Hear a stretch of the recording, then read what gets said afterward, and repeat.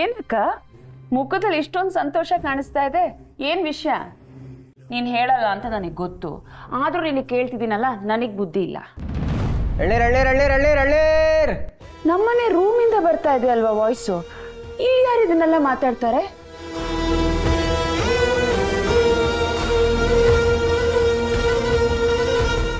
ಮೊದಲು ಇಲ್ಲಿಂದ ಓಡೋಯ್ತೀನಿ, ನಮ್ಮ ಅಟ್ಟಿಗೆ ಹೋಯ್ತೀನಿ.